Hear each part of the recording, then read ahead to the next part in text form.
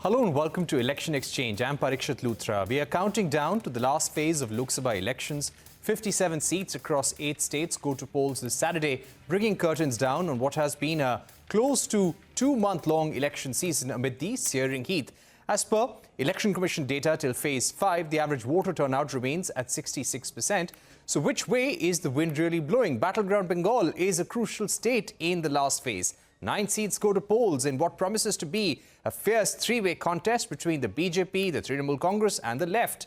Prime Minister Modi and TMC Supremo Chief Minister Mamata Banerjee held multiple roadshows in the run-up to the 1st of June. The BJP is fighting hard to wrest these seats which have been TMC strongholds.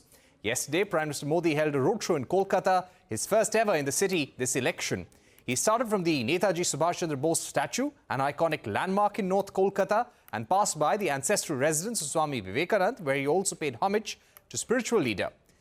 Meanwhile, TMC Supremo and Chief Minister Mamata Banerjee is not holding back.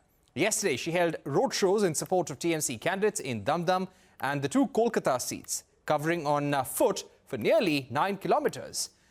The key seats to watch out are Diamond Harbour, from where Abhishek Banerjee of the TMC is fighting. Kolkata North will see a contest between Tapas Roy and TMC's Sudeep Bandyopadhyay. Roy had switched from TMC to the BJP just ahead of the elections. Let's go across to our guests now. We're joined by CNN News 18's Pallavi Ghosh, senior editor at CNN News 18. Also, political analyst Sanjal Shastri is with us. Pallavi, let me begin by speaking to you about West Bengal. The Prime Minister, in that exclusive interview to you, hit out at Mamata Banerjee for including Muslims in the OBC quota and for not respecting the court's verdict, scrapping the OBC quota in Bengal. How is Mamata Banerjee really hitting back and trying to win over the electorate in this final phase? So first, before I answer your question, Parikshit, why was it required by the Mamata Banerjee cabinet to come out with this kind of a reservation for the OBCs? Well, there are 35 of the 37 who got the reservation really belong to a minority community, and they are her core vote bank. And that's the reason why on the eve of elections in Bashirhat, Barasat and Kolkata, with a substantial amount of minority population, she is very understandably angry because she feels that this is going to straight away target her core vote bank and also give out the impression that she is not able to stand up for them. This explains why she says, I'm going to go to court, and she's attacking the Prime Minister for being an outsider and also being against this particular community. That's the argument and the logic which is being given by her. Why is it that it's a big deal for her? I precisely explained to you why it becomes very important, and that's the reason she's walking the talk literally, actually, to make the point that the BJP is actually arm twisting the judiciary and ensuring that these kind of people, the ones who are there in the judiciary, listens to what the BJP wants them to do, and BJP is against a particular community, and therefore they're raising an objection as far as the OBC reservation is concerned. The counter has come in from the BJP, and the Prime Minister himself told me, he says, I welcome the Kolkata High Court judgment because reservations are not meant for anyone on the basis of religion. It is based on the basis of OBC community, and the real OBCs who deserve it are the ones who are missing out on it because Mamata Banerjee is playing the minority. Sanjal Shastri, welcome to the program. Let me begin by asking you about the final phase in which 55 to 57 odd seats are going to polls. How close would you describe the fight in Uttar Pradesh for these 13 seats between the NDA and the opposition parties? Parikshit, I think these seats, I would say, especially if you look at the seats that are going across the board, that's Uttar Pradesh, Orissa, West Bengal, these seats could actually be very crucial for the BJP overall to even, match or if not better the numbers of what they achieved in 2019. If you look at the battleground states, that is Bihar, Orissa, West Bengal, UP. Now, these are states and these are seats that will actually determine how close to 303 will the BJP get, and if not, how much better they can do. So a strong showing in these seats that are going into polls could help the BJP actually get closer to the 330, 340 mark that they're trying to aim at. Whereas a poor showing could actually be a very strong sort of booster shot to the opposition party. So I would say these seats in Uttar Pradesh are going to be very crucial. And given the alliance and the role of the India alliance in these seats, that's also going to be crucial. So I think they're going to be closely fought seats. And in the larger picture, I think these results could determine eventually what numbers the BJP get. Right. So you're saying that phase 7 could be crucial in determining the outcome of the Lok Sabha election 2024. Also for a state like Himachal Pradesh, just 4 seats. But who do you think stands to gain in Himachal Pradesh right now? Is it advantage opposition or is it advantage the BJP and the NDA? I mean, at the moment, it's a close fight. But again, if you look back at the state elections, it's very hard. It's going to be a difficult job or it's not going to be easy to use the state elections to then see what happens in the national election, because often what happens in a state election is very different from what happens in a national election. So taking into account the Modi factor, which could potentially give the BJP an advantage in a lot of these states, particularly in northern and central India, because the BJP as a national party and Modi as a prime minister is still very popular. So at the end of the day, I still feel that could give the BJP an edge.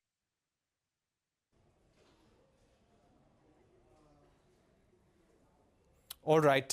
Also to ask you about states like Bihar and Jharkhand, where the remaining seats are going to polls. We are seeing some big heavyweights in Bihar, especially like Misa Bharti, Ravi Shankar Prasad, who are in the fray. How is the battle in these states poised?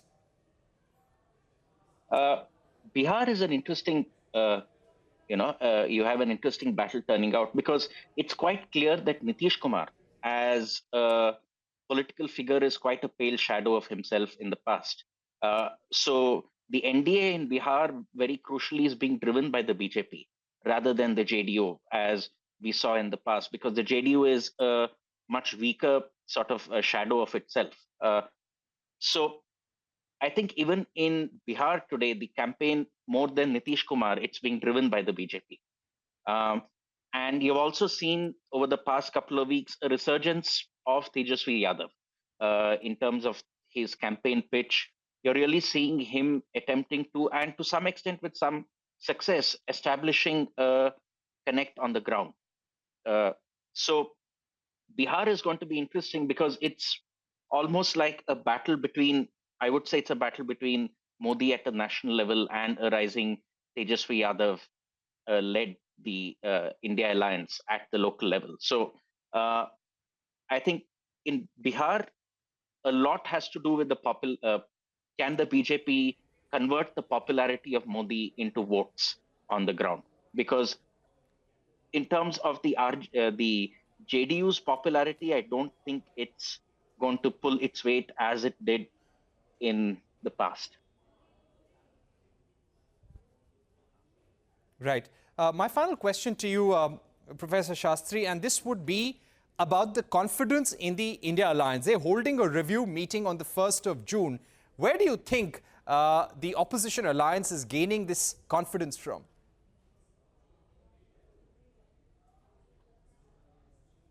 I think the confidence, or it's, at one level, though there were a few cracks that emerged in the earlier part of the year, particularly in West Bengal, in Punjab, more or less in central India, in Uttar Pradesh, in Bihar, the alliance has held its own. And these are going to be crucial. And at one level, there is a sense that in a few seats in Uttar Pradesh, the alliance is actually having an impact. Similarly, in Bihar, where the the Tejasvi Yadav, the RJD Congress partnership is going to have some impact on the ground.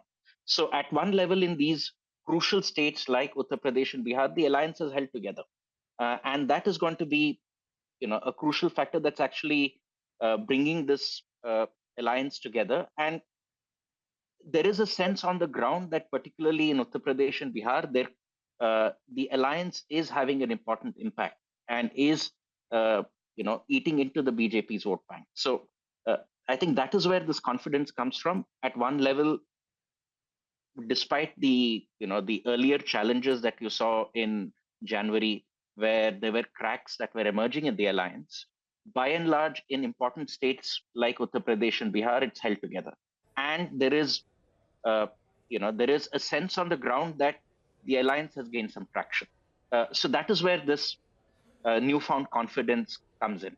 But ultimately, the actual impact of the alliance will have to really wait till the counting day to see what the results are. But the initial feeling or the initial sense is that in certain key pockets of Uttar Pradesh and Bihar, this alliance seems to have had an impact.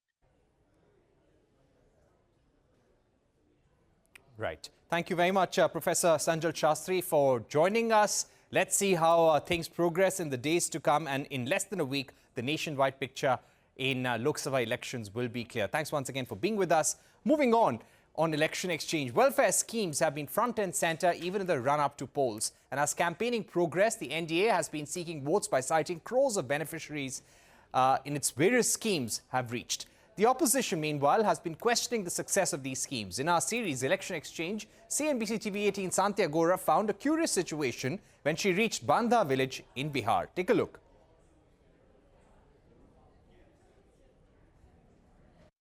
The government claims that its flagship schemes like Ujjwala Yojana, Jal Nal Yojana, Pradhan Mantri Gramin Sadak Yojana, Pradhan Mantri Gram Awas Yojana and many more such schemes have changed the lives of millions of people in rural India.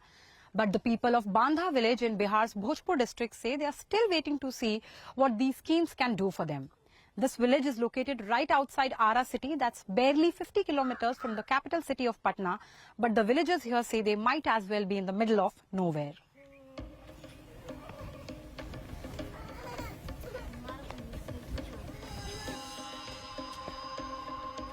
"35-year-old Sunaina Devi came to Bandha village in Ara soon after she got married 18 years ago.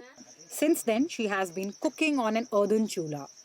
She says she has not benefited from the government's Ujjwala scheme, which promises free gas connections and subsidized cooking gas cylinders to women whose families fall below the poverty line. But it's not just the Ujjwala scheme that remains elusive to her. ना हमारे gas cylinder नहीं मिला, चूल्हा पर खाना बनाता नहीं, यही में जानवर को बनले बनी, यही में खाना बनाते नहीं, यही में सुते पड़े के। घर पक्का घर नहीं मिला? ना हाँ पक्का घर नहीं है, ना कुल कच्चा हमारा घर है। बारिश आती है तो क्या करते हैं, कहाँ जाते हैं? तिल पार टंगाला, होका चमके टंगले बनी हुई जो तम के रहता नहीं जा। ये सब डूब जाता है? हाँ मार डूब जाला है, ये घर में हमारा पानी लग जाला। हम चूल्हा कहते घामा घामा बतला छियाल चली आइए लकर तो खाना बनी। कोई आता है सरकार का यहाँ पे बताने के लिए कि आप ना सरकार क्यों नहीं क्या हुआ तो कि तुम मोलू के जियालू क्यों नहीं क्या होता सरकार है, सब जीतता अपन अपन घर देखता, हमने के केहू नहीं के देखता कि तू डूबल के धंसल के कहाँ रहता रू केने भाग के गइलू। Of the few people in the village who have benefited from the Ujjwala scheme, some say they have had to give it up because even the subsidized cylinders are too expensive. तो वो 900 रही तब न भराई gas है, तब आधारी में हमने के लकड़ी बीन बीन या जिया तंजा खा तंजा। Sunaina's neighbors, 50-year-old Umesh Gond and his 48-year-old wife Maya Devi were happy when they learned they were eligible for free food grains under the PM Garib Ann Kalyan Yojana. But now, not so much. They say they get less than the promised 5 kilograms and even that is not always edible. देख लीजिए ये चाउर हमने के खाए के मिलल बा, मोदी सरकार ये चाउर खालन, दाल भात तरकारी रोज गद्दी पे बैठ के खाता रहन, हमने के गरीब आदमी कसम गुजारा करत आदमी खा कर, ये बीमार पारी आदमी तो कहाँ से दवाई हुई, रद चाउर खैला से रोग ना पकड़ी। अब ये सोच ली जा रहा सबे सामने देखता नहीं जा, आदमी पीछे 4 किलो चाउर मिलता, 5 किलो नहीं मिल रहा? ना 5 किलो नहीं कहता लोग 1 किलो कटौती करता लोग, ये हमारा बचाता सरकार और से 5 किलो नहीं मिलता है यहाँ। Umesh and Maya are not the only people with this complaint. 4 kilo गेहूं कहाँ मिलता, खाली चावल मिलता रुए 4 किलो, ऊपर से होता 5 किलो, जब आके डीलर देता लो 4 किलो। टाइम पे राशन मिल रहा है टाइम पे? ना 4 किलो मिलबे करेला। 15 दिन 20 दिन लेटे कह के आवता राशन। तो वो सरकार देता 5 किलो, तो हमारा का 4 किलो मिलता है, तो बाल बच्चा कैसे खाई? Villagers add that while the welfare schemes that have reached them are deficient, there are quite a few that have not reached them at all. प्रधानमंत्री ग्राम आवास योजना में घर बनाने की राशि, घर बनाने के लिए जो मदद है, वो आप लोगों को मिली है किसी को? वो नहीं मिला है। सड़क तो आप लोग आए तो देखबे किए, सड़क कहाँ हम लोग का है? अब यहाँ सरकारी लाभ तो माने कोई नहीं है के बराबर मिलता है। बारिश आती है तो घर वर डूब जाते हैं, तो क्या करते हैं आप लोग? दूसरे गांव में जा करके जहाँ चास पड़ता है वहाँ पर चिमकी तान करके सब बाल बच्चा लेकर के गौर माल लेकर के उधर बाहर में 1.5-2 महीना रहते हैं, ये सब छोड़ देते हैं हर साल? हर एक साल में। और जो माल मिलता है वो नेता विधायक लोग खा जाता है हम लोग का नाम से। Politicians who visit Bandha village have promised them that their complaints will be addressed and that more welfare schemes will benefit them once the elections are over. But the people we spoke to are not convinced. They say that like every time in the past, they will be forgotten once the elections are over and remembered only when it's time for the next elections. In Bihar's Bandha village, Santiagora. All right, let's see what happens in Bihar in the final phase, phase 7 on Saturday. We're heading into a break, but coming up, we're all aware of the boons of generative AI, but are we aware of the perils? A special discussion with Adam Mayers of CrowdStrike on the impact of AI on elections in India and around the world. That interview coming up. Stay tuned.